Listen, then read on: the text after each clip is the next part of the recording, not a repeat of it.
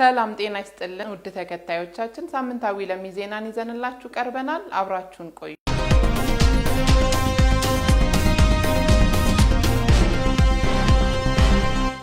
የተቀናጀ አገልግሎት መስጫ ማዕከል የህብረተሰቡን ጥያቄ እየፈታ እንደሚገኝ ተገለጸ በለሚ ኩራ ክፍለ ከተማ አስተዳደር የሚገኙ ተቋማትና የተቀናጀ አገልግሎት መስጫ ማዕከል የማህበረሰቡን ጥያቄ በመፍታትና ፈጣን ምላሽ እየሰጠ መሆኑን የለሚ ኩራ ክፍለ ከተማ ኮሙኒኬሽን ጽህፈት ቤት ባደረገው የባለ ጉዳይ ቅኝት ዝግጅት ላይ መመልከት ተችሏል። አገልግሎት አሰጣጡን አስመልክቶ የለሚ ኩራ ክፍለ ከተማ ዋና ስራ አስፈጻሚ አቶ አድማሱ ደቻሳ እንዳሉት የአስተዳደር ዋነኛ ዓላማ የህብረተሰቡን የአገልግሎትና መልካም አስተዳደር ጥያቄዎችን በመመለስ እርካታን መፍጠር ነው በማለት እንደ ክፍለ ከተማችን በአገልግሎት አሰጣጥ ተጨባጭ ለውጥ እየመጣ መሆኑን ገልጸዋል። በእለቱ የተቀናጀ አገልግሎት መስጫ ማዕከል ላይ ያገኘናቸው ተገልጋዮችም በአስተዳደሩ በሚሰጡ አገልግሎቶች በቂ ምላሽ እያገኙ መሆኑንና ይህም ተግባር ተጠናክሮ መቀጠል እንዳለበት ተናግረዋል።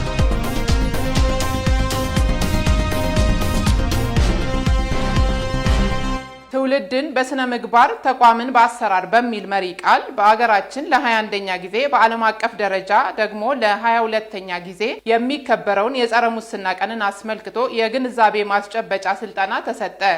በለሚ ኩራ ክፍለ ከተማ የስነ ምግባርና ጸረ ሙስና መከታተል ክፍል ትውልድን በስነ ምግባር ተቋምን በአሰራር በሚል መሪ ቃል በአገራችን ለ21ኛ ጊዜ በዓለም አቀፍ ደረጃ ደግሞ ለ22ኛ ጊዜ የሚከበረውን የጸረ ሙስና ቀንን አስመልክቶ የግንዛቤ ማስጨበጫ ስልጠና ለክፍለ ከተማና ለወረዳ አመራሮች ተሰጥቷል። የስልጠናው መድረክ በንግግር የከፈቱት የለሚ ኩራ ክፍለ ከተማ ዋና ስራ አስፈጻሚ አቶ አድማሱ ደቻሳ ሙስናና ብልሹ አሰራርን ልማትን በማዳከም የሀገር ኢኮኖሚ እንደሚገታ የሞራልና የስነ ምግባር ቀውስ እንደሚያባብስ ሰላምና መረጋጋት እንዳይኖር ህዝብ በመንግስትና በህግ የበላይነት ላይ አመኔታ እንዲያጣ የሚያደርግ አደገኛና ድንበር ዘለል ባህሪ ያለው ዓለም አቀፋዊ ወንጀል በመሆኑ በጋራ ልንዋጋው ይገባል ብለዋል። የለሚ ኩራ ክፍለ ከተማ የብልጽግና ፓርቲ ቅርንጫፍ ጽህፈት ቤት ምክትልና ፖለቲካ ዘርፍ ኃላፊ የሆኑት አቶ ሲሳይ ኬኔ በበኩላቸው ከተማዋ የተያያዘችውን የእድገት ጎዳናና የዲሞክራሲ ስርዓት ግንባታ እንዲፋጠንና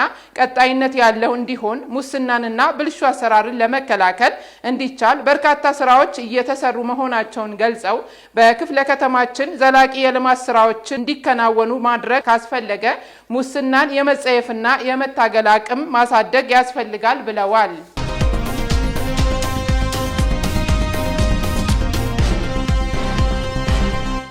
በትምህርት ቤቶች ሰላማዊ የመማር ማስተማር ዙሪያ ውይይት ተደረገ። የለሚ ኩራ ክፍለ ከተማ ትምህርት ጽህፈት ቤት በትምህርት ቤቶች ሰላማዊ የመማር ማስተማር ሂደት ጋር ተያይዞ ከመንግስትና ከግል ትምህርት ቤቶች ርዕሳነ መምህራን፣ ሱፐርቫይዘሮችና ሌሎች ባለድርሻ አካላት ውይይት አካሂደዋል። በውይይቱ ላይ ተገኝተው መልእክት ያስተላለፉት የለሚ ኩራ ክፍለ ከተማ ምክትል ዋና ስራ አስፈጻሚና የስራና ክህሎት ጽህፈት ቤት ኃላፊ አቶ ልመን ምረቱ በ2017 ዓ.ም በትምህርት ቤቶች ሰላማዊ የመማር ማስተማር ሂደት እንደነበረና ያንን ሰላም በዚህ ዓመትም ለማስቀጠል በትምህርት ቤቶች አካባቢ ሊከሰት የሚችሉ ችግሮችን ቀድሞ በመከላከል ሰላማዊ የመማር ማስተማር ሂደትን ለማስፈን ተቀናጅቶ መስራት ይገባል ብለዋል።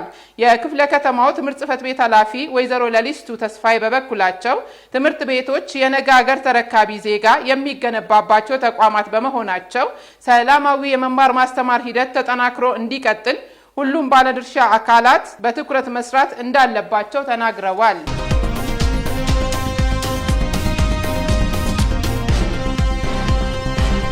የሃይማኖት ተቋማት የ2018 ዓመታዊ ጠቅላላ ጉባኤ ተካሄደ።